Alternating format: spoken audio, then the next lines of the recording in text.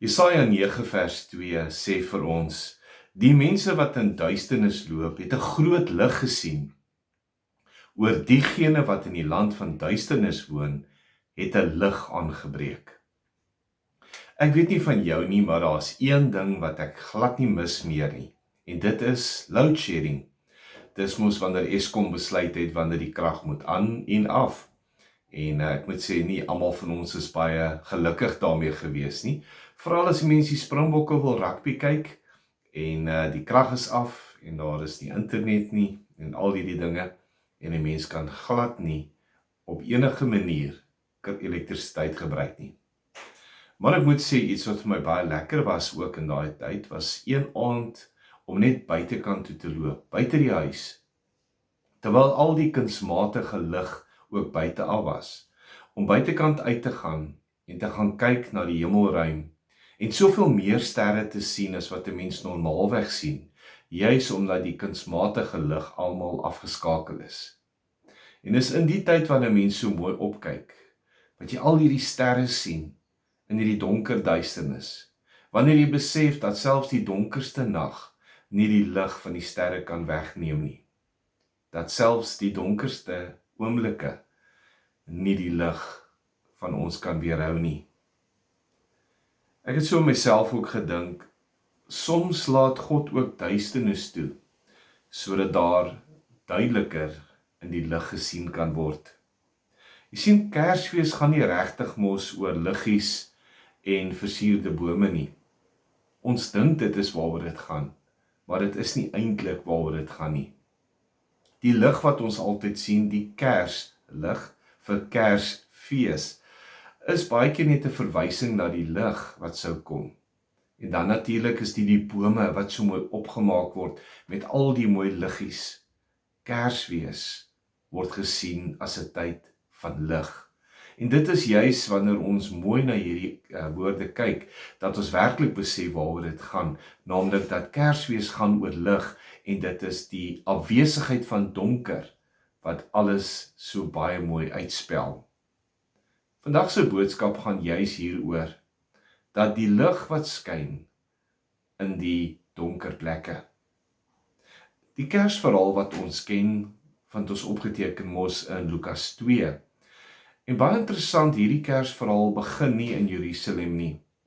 Dit begin nie in Rome nie, maar dit begin in 'n baie klein dorpie, Bethlehem, die plek van brood. Want dis daar waar die brood van die lewe, Jesus Christus, gebore sou word. Dis daar waar Jesus ook sou kom. Dis daar waar hy gebore sou word in die volheid van die tyd. Maar let op, wanneer God in daardie oomblik sy seun se geboorte aankondig, doen hy dit nie op 'n ander plek as in die donker duisternis nie. Die donker duisternis van die skaapwagter se wêreld, daar waar hulle maar net mense is wat skape oppas, in die donkerte. Ewe skielik is daar lig om hulle en ewe skielik hoor hulle die boodskap van die Messias wat gebore is. Jesus het gekom in 'n plek waar mense hom nie verwag het nie. Hy het nie gekom na 'n plek toe soos 'n groot paleis nie. Hy het nie gekom waar hy gebore is in die tempel in Jerusalem nie. Hy is nie in een of ander vooraanstaande stad gebore nie. Hy is juis gebore in die heel onbenullige plek, sodat God se lig ook daar kon skyn. God het nie gewag vir wêreldse perfekte tyd nie. God het dit gedoen in sy perfekte tyd. Die tyd wanneer hy gevoel het, dis reg. Wanneer hy geweet het, dis reg. Toe het hy gekom en hy het sy seun na hierdie wêreld gestuur, sodat elkeen wat in hom glo, nie verlore sal gaan nie, maar die ewige lewe sou hê. Dink daaraan, Jesus is nie gebore in 'n baie steriele kleuterkamer nie, in 'n groot paleis, omring deur allerhande diensknegte nie. Nee, hy is gebore in 'n stal, in eenvoud. Hy is gebore in 'n plek waar die mense hom nie eintlik sou gedink het die Messias in sou kom nie. Baie van ons dink God beweeg net in groot oomblikke. Wanneer ons in die kerk is, wanneer ons wel gevas het en gebed ook ingebring het. Maar dis baie keer in die stil oomblikke dat God praat. Dat God se lig begin skyn. Dis juis in daardie kamers in die hospitaal, terwyl jy in die hospitaal lê, wat God met jou praat, wat sy lig in jou lewe skyn. Dis juis in daardie tyd wat jou huwelik baie swaar kry, dat God se lig skyn in jou huwelik en man en vrou weer versoen kan word. Dis juis in die tyd wanneer dit finansiëel nie so goed gaan nie, wanneer besighede begin swaar kry, dat die lig van Jesus Christus ook skyn en die lig bring en die hoop bring om aan te hou. Ek het eendag 'n man ontmoet wat in 'n rehabilitasiesentrum was en toe sê hy vir my, met al die onttrekking en die tyd wat hy in die isolasie was, omdat hy nou nie sy familie en vriende om hom gehad het nie, het vir hom die moeilikste tyd in sy lewe geword. Dit het gevoel asof daardie tyd in sy lewe absoluut moeilik was, asof hy alleen was, asof dit die donkerste oomblik in sy lewe was. Maar is in daardie tyd van swaar kry, in daardie tyd van donkerte, in daardie tyd van wanhoop, dat God se lig deur Jesus Christus in sy lewe skyn, en hy ook 'n ontmoeting met Jesus Christus ook gehad het, sy lewe vir Jesus kon gee, en hy met alles in hom sy oorgawe kon doen, ook aan die dwelms waarna hy op daardie stadium verslaaf was. Johannes 1 vers 5 sê vir ons, die lig skyn in die duisternis, en die duisternis het dit nie oorwin nie. God se lig openbaar wat in die skaduwee ook versteek is. Wanneer God se lig kom, ontbloot dit ook dit wat juis voorheen onsigbaar was. Die herders het in die nagwag gesit. Hulle het gesit en hulle skape opgepas. Dit was donker om hulle. Maar ewe skielik het die lig gekom. Ewe skielik het die lig gekom, nie om hulle te verblind nie, maar om hulle te laat sien. En toe die lig kom, toe kom die aankondiging, die heerlikheid van die Here het om hulle geskyn, en daardie afkondiging kom, daardie aankondiging kom, om te sê aan julle is vandag die verlosser gebore, die verlosser Jesus Christus. Kerslig gaan nie oor versiering nie, dit gaan oor openbaring. Jy sien, wanneer die Heilige Gees sy lig laat skyn, is dit nie om ons te laat skaam kry nie, maar om vir ons te laat wys wie ons werklik is, en wie hy werklik is. In tye wanneer ons ontbloot is, wys hy wat hy kan doen. Wanneer ons op ons laagtepunt is, skyn sy lig deur ons en kan ons vas staan in die geloof. Sommige van julle wat ook nou na hierdie uitsending kyk, sal ook sê dat vandag is dalk jou moeilikste tyd. Hierdie tyd van die jaar is dalk die moeilikste tyd wanneer jy alleen voel, wanneer jou besigheid dalk swaar begin kry. Daar's baie dinge wat jou kan negatief maak, maar ek wil vir jou vandag sê, hou aan, want soos God met jou werk, soos sy lig aan alle fasette van jou lewe vloei, en soos sy lig op alle fasette van jou lewe val, so begin jy jouself sien soos God jou sien. Stel jou voor, jy stap in 'n groot saal in, 'n saal wat elke liewe muur, wel totaal en al met 'n klomp wonderlike skilderye versier is. Jy stap daarin, jy sien al hierdie skilderye glad nie, want al wat jy sien is die donkerte. Maar stel jou voor, jy sit die lig aan, en ewe skielik skyn die lig daar, en wanneer die lig skyn, juis op daardie oomblik sien jy die mooiheid, sien jy die onskatbare waarde van dit wat ook deur die mure uitgestal is. Dis wat baie keer ook gebeur in ons lewens. Wanneer God sy lig aanskakel in ons lewens, dan sien ons die mooiheid. Dan sien ons die dinge wat God wil hê ons moet doen.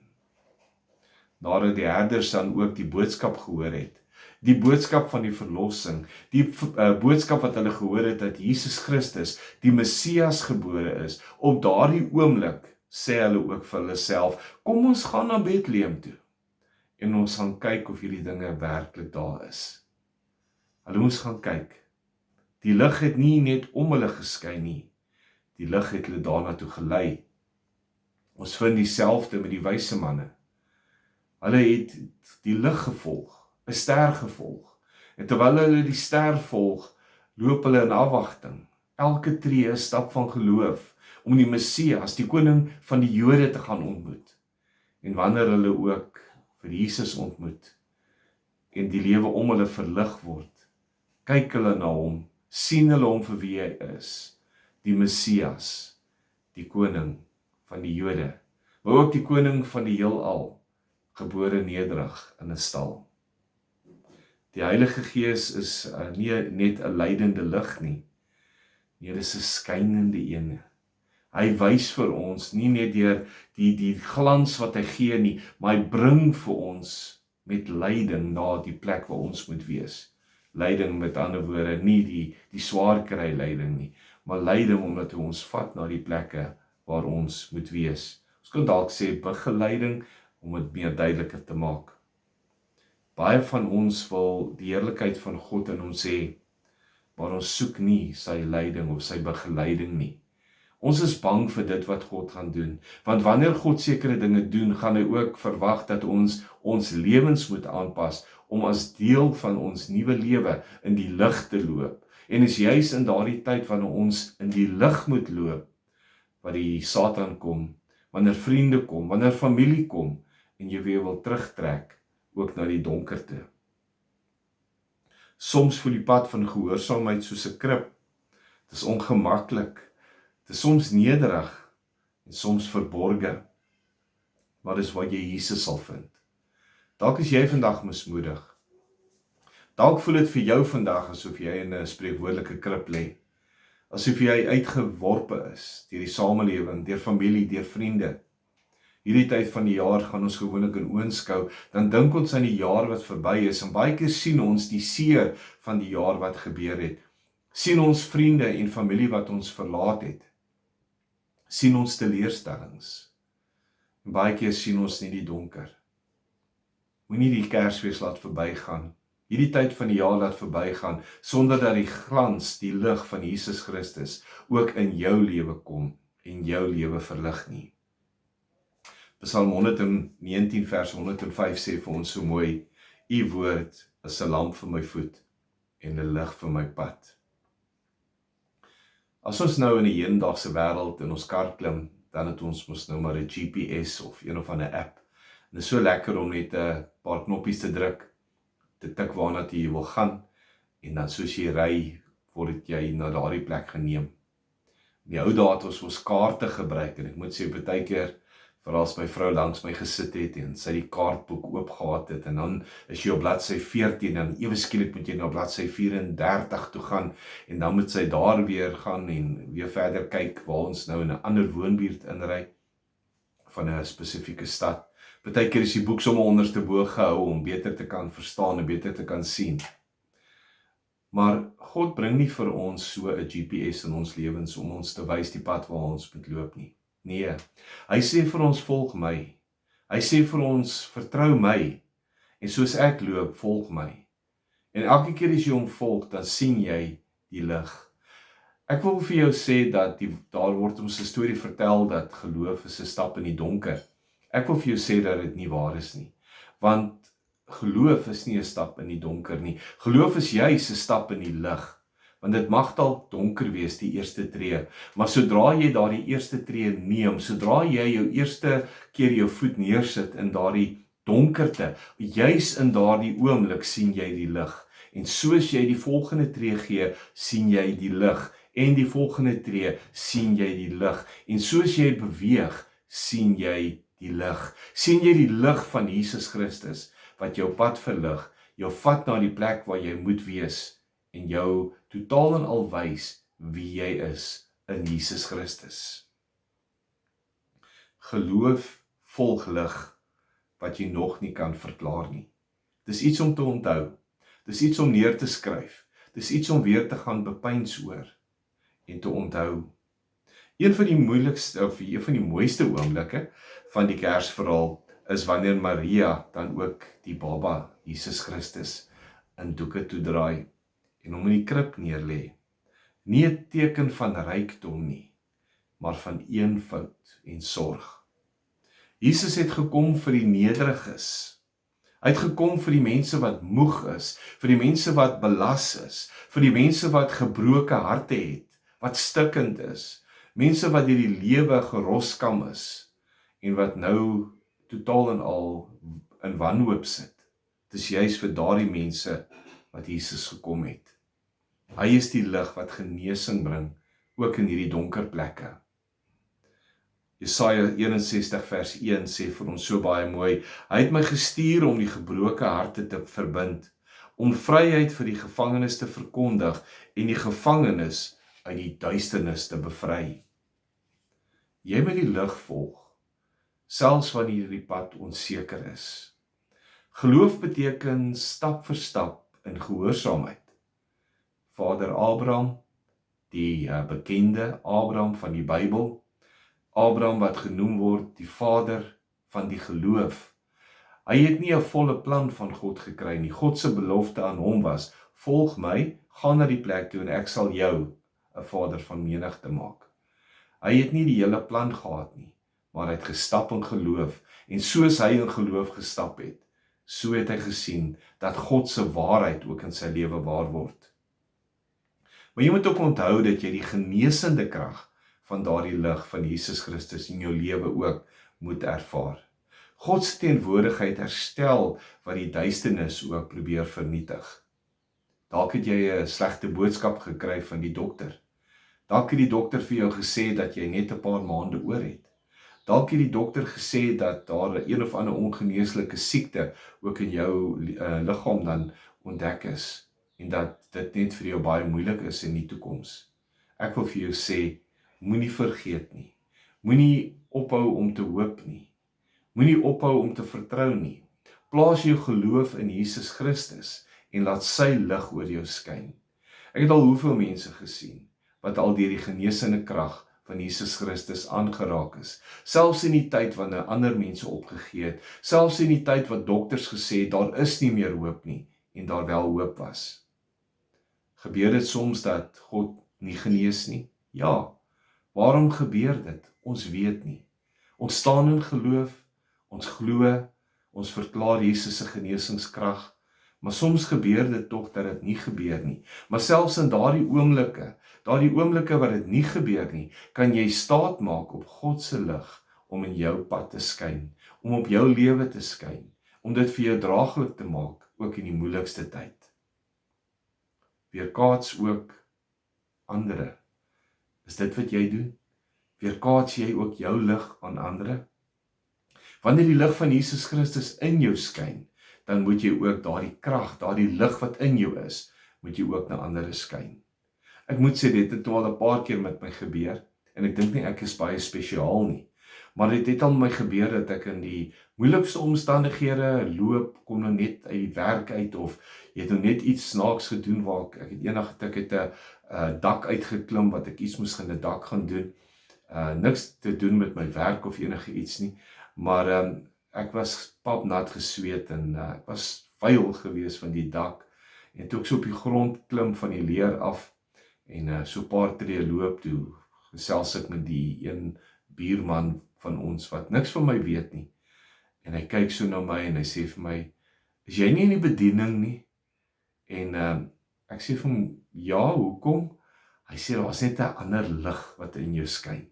Is dit die boodskap wat ander ook sien? Selfs in die moeilikste omstandighede, selfs wanneer jy vuil voel, skyn die lig van Jesus nog steeds in jou? Gee vir ander nog die hoop. Kan ander nog Jesus in jou sien? Want baie mense gaan nie die geleentheid kry om in 'n kerk te sit en 'n bekeringsboodskap te hoor nie. Maar hulle sien vir jou. Hulle sien die lig wat jy dra, ook in hierdie Kerstyd. Soos Kersfees ook dan nou nader kom, is daar ook mense wat baie glimlag, maar ons weet nie wat binne in hulle aan die gang is nie. Sommige van die mense wat juis glimlag, is juist daardie mense wat stikkend is. Is juist daardie mense wat rou. Is juist daardie mense wat in finansiële moeilikheid is. Is juist daardie mense wat eensaam is. Wat maak jou lig om vir daardie mense hoop te gee? Onthou ook, Jesus het na hierdie donkerte gekom, sodat jou lig kan skyn, sodat sy lig op jou kan skyn, en hy weer deur jou kan skyn. As jy 'n lig aanskakel, dan is daar nie 'n debat wat gevoer word nie. Ek het nog nooit 'n ligskakelaar gehoor wat met die donkerte gepraat het en eers vir die donkerte toestemming vra, omdat hy nou wil werk nie, omdat die lig wil aanskakel en omdat die gloeilamp die hele plek wil verlig nie. Dit gebeur nie. Wanneer jy die lig aanskakel, die krag vloei deur daardie lig, die volgende oomblik is die hele kamer verlig. Geen toestemming is nodig nie, geen gesprek nie, geen debat nie. Die lig skyn en die donkerte moet wyk. Die donkerte klim nie in 'n klein blikkie eenkant of in 'n kas en kom weer later uit nie. Dit is weg vir altyd. Dit is juis wat Kersfees so spesiaal maak. Jesus se lig wat na hierdie donker wêreld gekom het, terwyl daar geen hoop meer gewees het op hierdie wêreld nie, terwyl God gesien het en geweet het dat die mens nie op sy eie kan staan nie, dat die mens nie die wette van God kon onderhou nie en dat hulle nie op daardie manier hulle heil ook kon verwerk nie. Dit het Jesus gekos en alles wat hy gegee het. Die verhaal van Kersfees is nie 'n verhaal van die mens wat na God uitreik nie. Nee, dit is 'n verhaal van God wat na die mens uitreik. Juis wanneer God na die donkerste mens uitreik en hy ook dan die lig bring in die donkerste tyd. Gedurende 1950, so verhaal vertel, was daar 'n groot ineenstorting in 'n steenkoolmyn in Wallis. En wat daar gebeur het is, hulle het toe probeer om nog die oorlewendes te kry. Een man was soek en hulle het baie lank gesoek, 2 dae, 3 dae lank het hulle na hom gesoek, en toe hulle hom uiteindelik opspoor, toe sit hy en sing.